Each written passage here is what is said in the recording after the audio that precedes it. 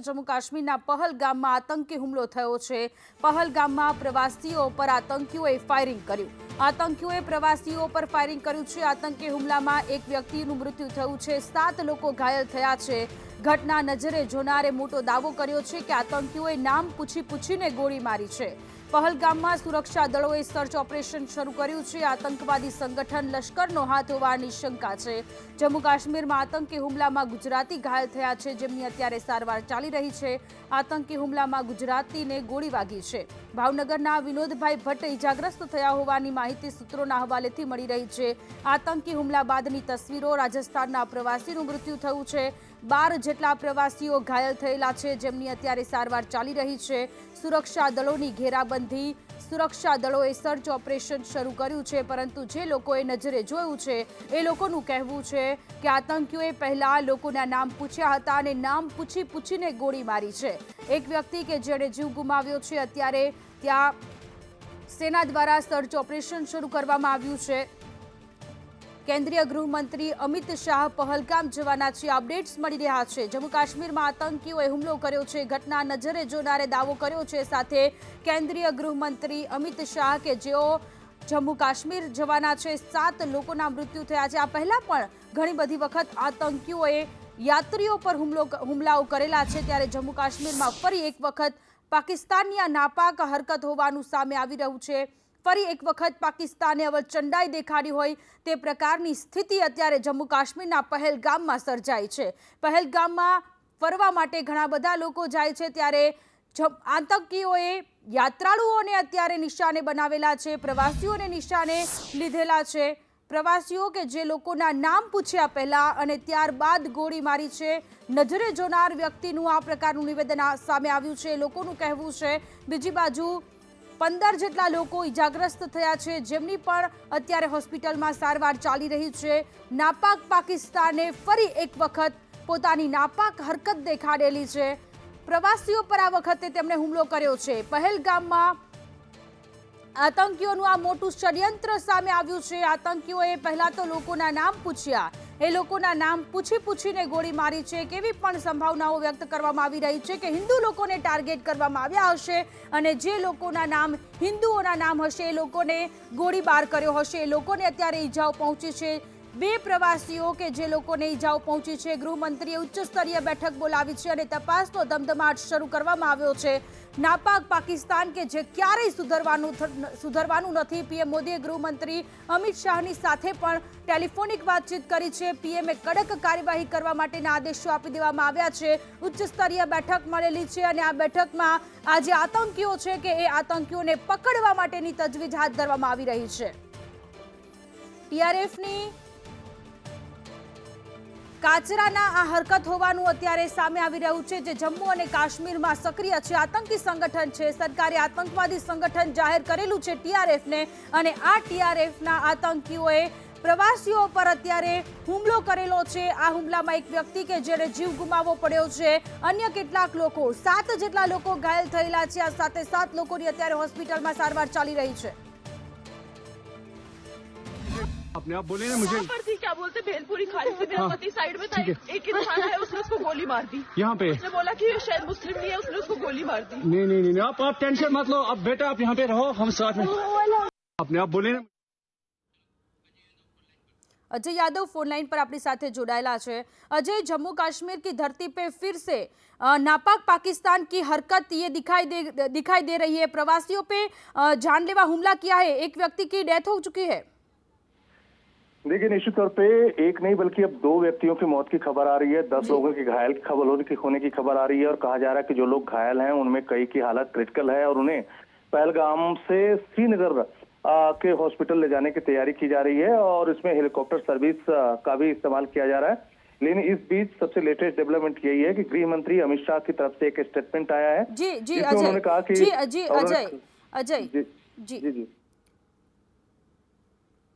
5 लोग आए, उन्होंने अपनी जान गंवाई। वो यहाँ घूमने आए थे, कश्मीर देखने आए थे।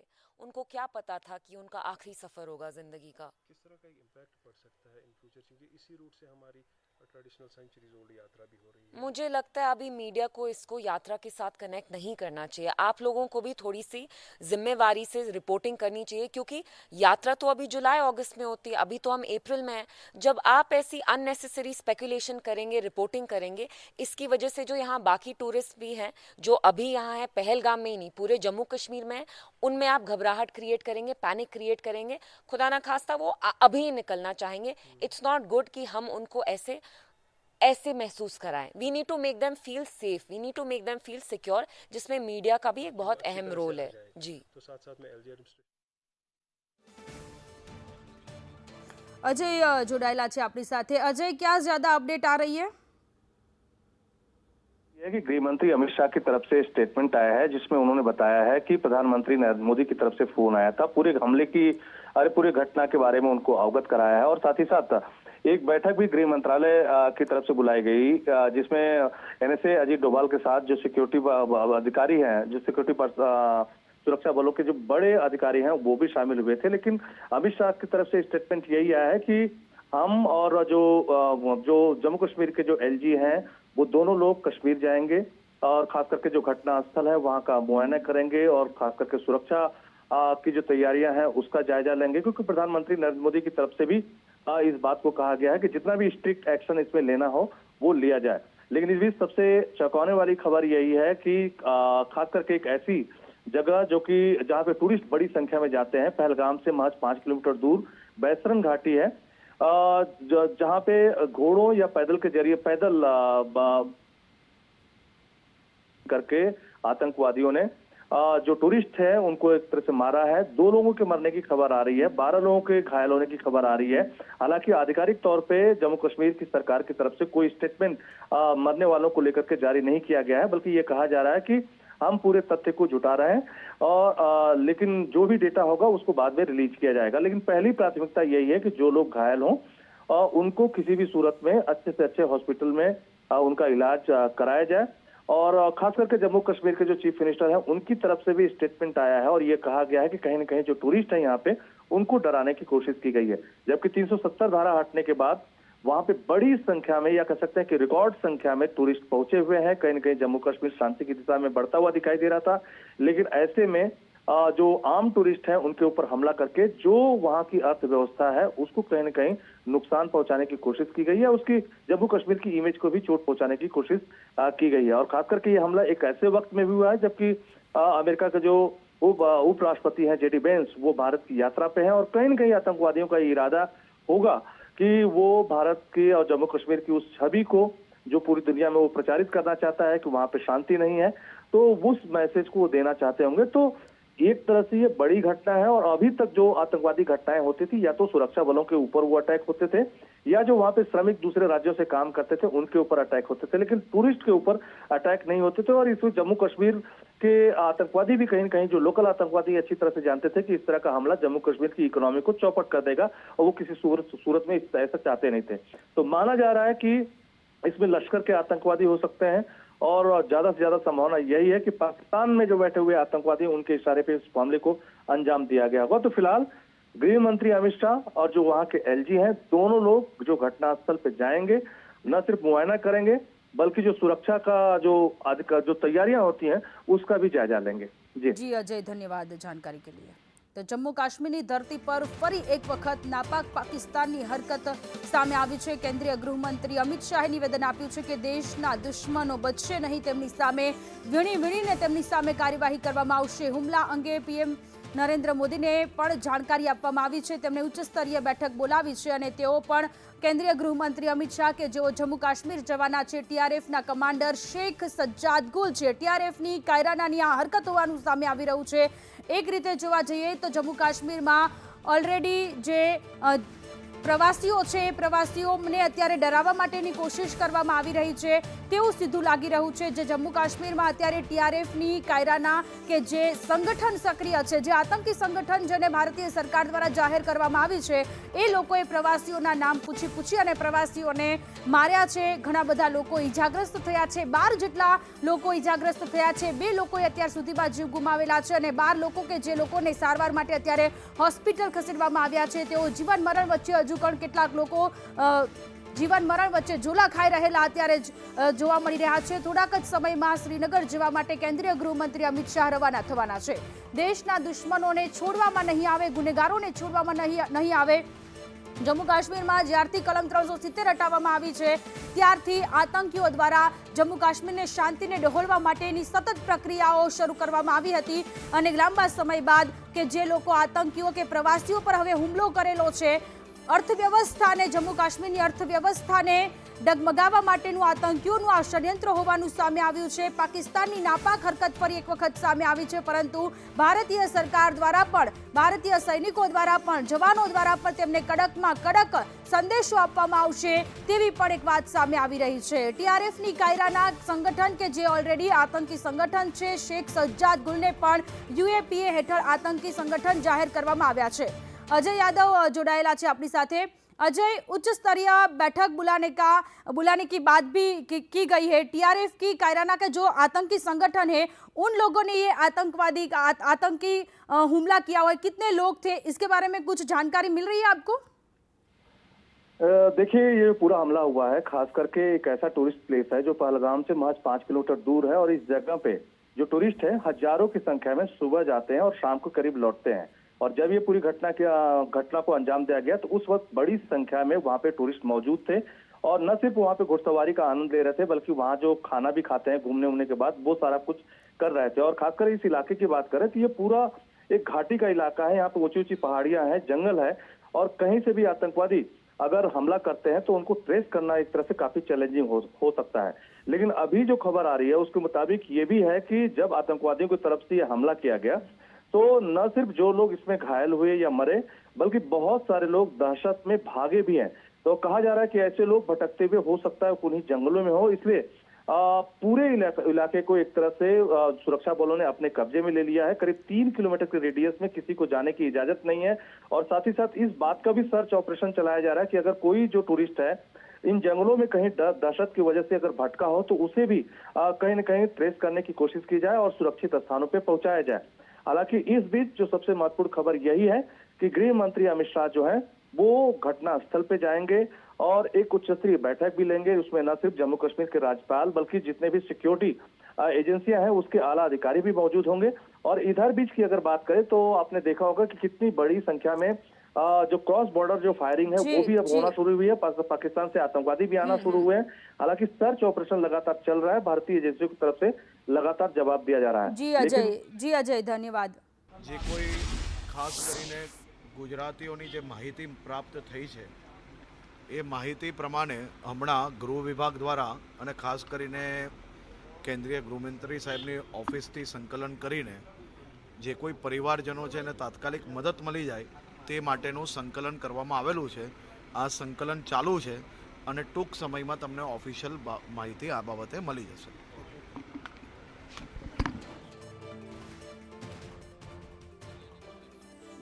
જમ્મુ કાશ્મીરના પહેલગામમાં જે રીતે પ્રવાસીઓ પર આતંકી હુમલો થયો છે જેને લઈને ગુજરાતના ગૃહ રાજ્યમંત્રી હર્ષ સંઘવી કે જેમણે નિવેદન આપ્યું છે તેમનું કહેવું છે કે ગુજરાતના જે લોકો ફસાયેલા છે તેની ઓફિશિયલ વિગતો થોડીક જ વારમાં શેર કરવામાં આવશે. આપણી સાથે અજય યાદવ જોડાયેલા છે. अजय, कौन से स्टेट के प्रवासी थे, कितने प्रवासी थे, उसके बारे में कोई अपडेट है आपके पास?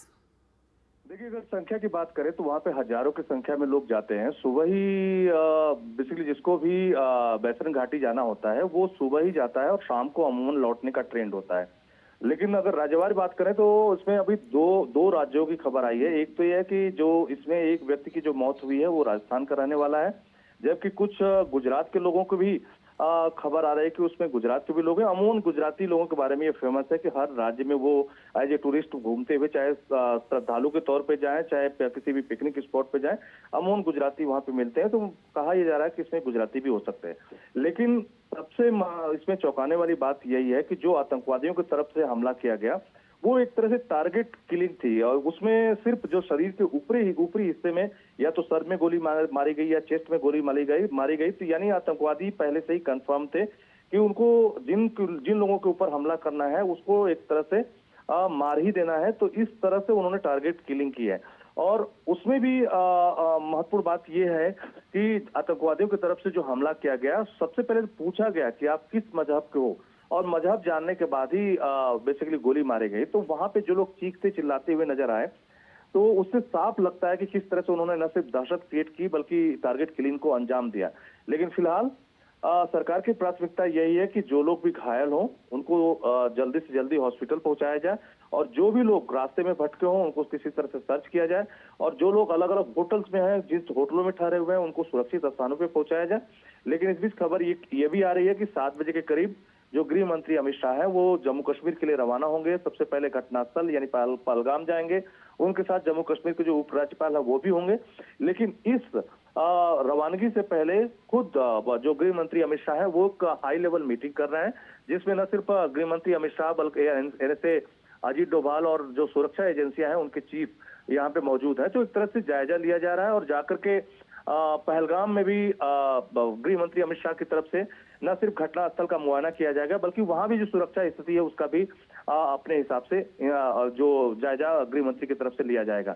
लेकिन निश्चित तौर पे पूरे देश के लिए काफी डराने वाली बात है कि जो जम्मू कश्मीर धारा 370 के बाद पटरी पे आता हुआ दिखाई दे रहा था, और रिकॉर्ड तोड़ जो है इस साल जो है टूरिस्ट वहां पे पहुंचे हुए थे, और जो टूरिस्ट ही है वो जम्मू कश्मीर की इकोनॉमी है, तो कहीं ना कहीं उसकी इकोनॉमी को डेंट करने के लिए और टूरिस्टों के बीच एक भय पैदा करने के लिए, और साथ ही साथ ये मैसेज भी देने के लिए कि जम्मू कश्मीर शांत नहीं है, तो आतंकवादियों का ये मकसद हो सकता है। लेकिन कहा जा रहा है कि स्थानीय आतंकवादी इसमें शामिल नहीं है बल्कि लश्कर से जुड़े हुए आतंकवादी हैं। टीआरएफ ने इसकी जिम्मेदारी लेने की बात कही है, और साथ ही साथ ये भी कहा जा रहा है कि पाकिस्तान में बैठे जो हुए आतंकवादी हैं उनकी तरफ से ये पूरी घटना को अंजाम दिया गया है, ताकि एक मैसेज दिया जा सके कि जम्मू कश्मीर शांत नहीं है, और साथ ही साथ जम्मू कश्मीर की इकोनॉमी को भी डेंट किया जाए। तो गृह मंत्री की तरफ से कहा गया है कि स्ट्रिक्ट एक्शन लिया जाएगा।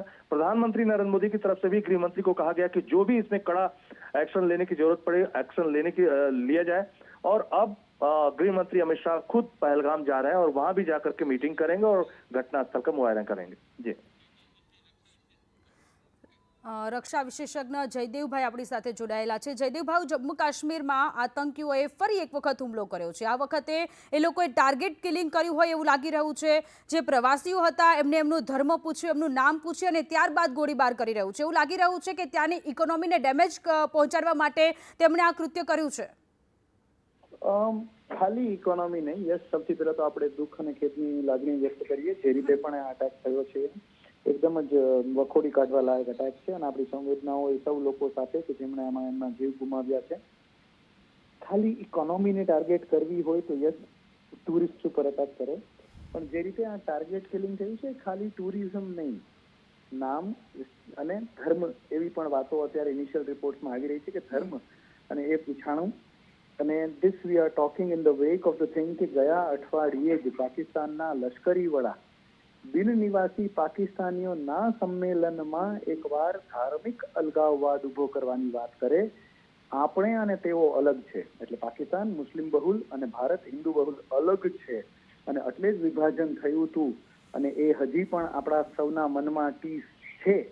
આવી વાત જ્યારે પાકિસ્તાનના લશ્કરી વડા અઠવાડિયા પહેલા કરે અને એ પછી આ પ્રકારનું ટાર્ગેટેડ કિલિંગ થાય તો એ માત્ર ઇકોનોમી નહીં, ધાર્મિક અલગાવવાદ પણ અને એક ડરની ભાવના પણ વ્યાપ્ત કરવાનો પાકિસ્તાની સૈન્ય, પાકિસ્તાની આકાઓના ઇશારે ટેરરિસ્ટે કરેલું કૃત્ય કહેવાય। જી જયદેવભાઈ, આપ અમારી સાથે જોડાયા તે બદલ આભાર। તો જમ્મુ કાશ્મીરમાં આતંકીઓએ ફરી એક વખત ટાર્ગેટ કિલિંગ કર્યું હોય તે પ્રકારની ઘટના સામે આવી છે। 2 લોકોએ જીવ ગુમાવ્યા છે, 12 લોકો સારવાર હેઠળ છે। જમ્મુ કાશ્મીરના પહેલગામમાં આતંકી હુમલો થયો છે। પહેલગામમાં પ્રવાસીઓ પર આતંકવાદીઓએ ફાયરિંગ કર્યું છે, જેમાં 2 લોકોના મૃત્યુ થયા છે। 12 જેટલા લોકો ગંભીર રીતે ઇજાગ્રસ્ત થયેલા છે, જેમની અત્યારે હોસ્પિટલમાં સારવાર ચાલી રહી છે। જે લોકોએ નજરે જોયું છે એ લોકોનું કહેવું છે કે આતંકીઓએ પહેલા પ્રવાસીઓનું નામ પૂછ્યું હતું, તેઓ કયા ધર્મના છે એ પૂછ્યું હતું, ને ત્યારબાદ ગોળી ધરબી દીધી હતી, ગોળી મારી દીધી હતી। અત્યારે 2 જેટલા લોકોના મૃત્યુ થયા છે। ઉચ્ચ સ્તરીય બેઠક બોલાવવામાં આવી રહી છે। કેન્દ્રીય ગૃહમંત્રી અમિત શાહ સાંજે 7 વાગે થોડીક જ વારમાં જમ્મુ કાશ્મીર જવા માટે રવાના થવાના છે। તેમણે ટેલિફોનિક રીતે પ્રધાનમંત્રી નરેન્દ્ર મોદીની સાથે વાતચીત કરી છે અને કડકમાં કડક પગલાં ભરવા માટેની વાત કરવામાં આવી રહી છે। 7 વાગ્યાની આસપાસ કેન્દ્રીય ગૃહમંત્રી અમિત શાહ કે જેઓ પહલગામ પહોંચવાના છે, જે જગ્યા પર આતંકવાદીઓ હુમલો કર્યો છે જગ્યા પર જઈને નિરીક્ષણ કરવાના છે। ભારતીય સેના દ્વારા અત્યારે ત્યાં જવાનોનો કાફલો ખડકી દેવામાં આવ્યો છે। આજે આતંકીઓ છે કે જે લોકો આતંકી હુમલો કરીને છુપાઈ ગયા છે તેમને શોધવા માટેની, તેમની ધરપકડ કરવા માટેની અત્યારે તજવીજ પણ હાથ ધરવામાં આવી રહી છે। TRF સંગઠન કે જે ઓલરેડી ભારતીય સરકાર દ્વારા આ સંગઠનને આતંકી સંગઠન જાહેર કરવામાં આવેલું છે, એ આતંકી સંગઠને જવાબદારી લીધેલી છે અને એ લોકોએ પ્રવાસીઓ પર હુમલો કર્યો છે।